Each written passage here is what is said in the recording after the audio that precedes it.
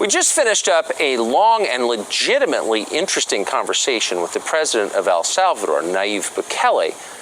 We talked to him about the immigration crisis from his perspective, which of course is different from our perspective. But the surprise was his perspective isn't that different. As he pointed out again and again in our conversation, the mass movement of poor, desperate people north in search of a better life isn't good for anyone. It hurts all countries involved, including his.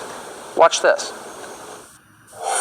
Mr. President, thanks for joining us. Thank you, Tucker, for inviting me. So there are an estimated 2 million Salvadorans living in the United States. Maybe a little more. Maybe more, and more coming now. Yeah.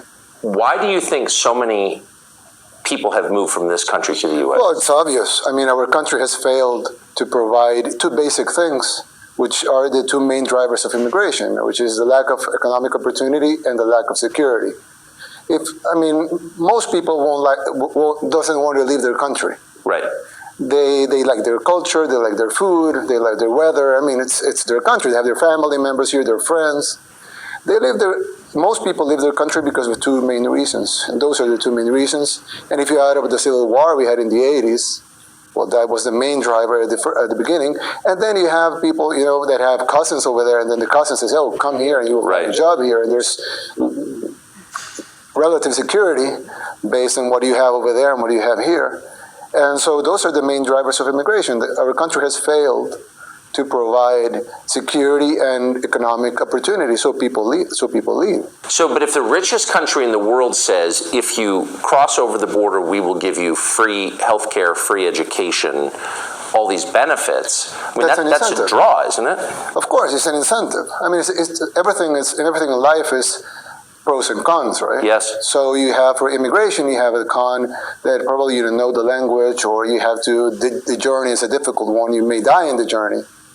But if in the end you will receive a lot of things, of course, the pros go up and the cons go down.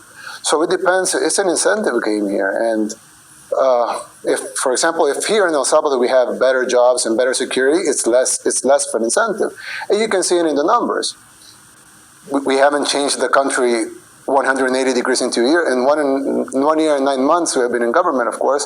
But if you see the numbers 2 years ago, and you see the numbers now, immigration from El Salvador has gone down.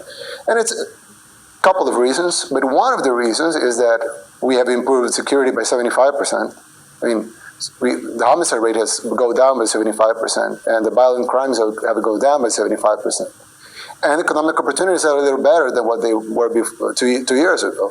And there's a little more hope here that the future is going to be better. So that lowers the numbers. That's why you have caravans of 10,000 people going out of Honduras, and you don't have any caravans going out from El Salvador. But 2 years ago, El Salvador was bigger than Honduras in immigration.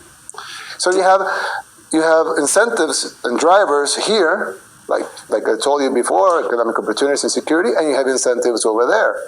What you will find at the border, and what you will find inside, and with law enforcement over there.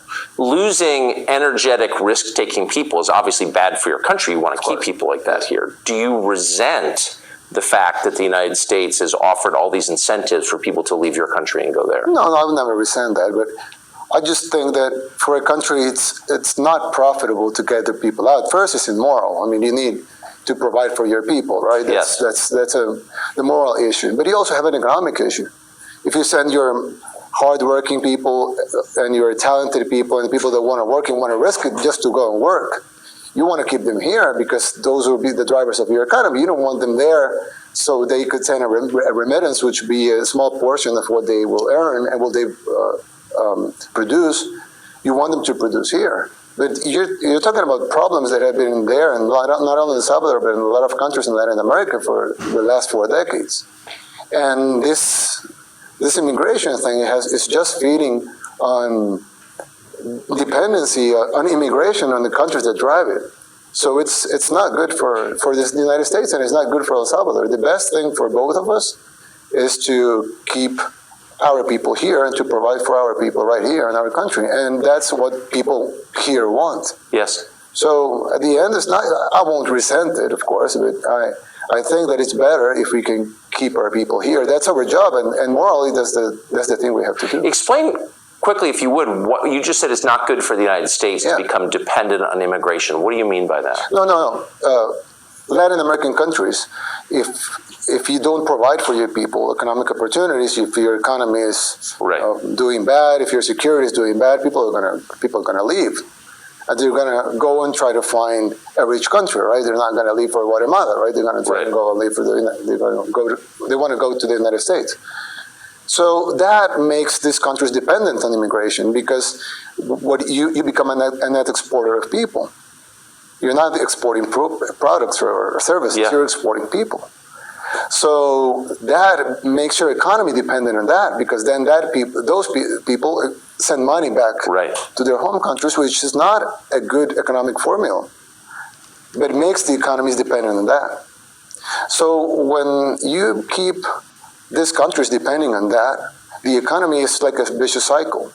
So it's bad for the United States because immigration will go up, and it's bad for our countries because people leaving the country will go up as well. So it's bad for both of us. Smart. Yeah. Thank you. Thank you. Conversation went on and turned to MS-13. We're actually going to a prison tomorrow to interview MS-13 members here in El Salvador. But you'll see the whole thing on Fox Nation as part of an original series pretty soon, probably next month.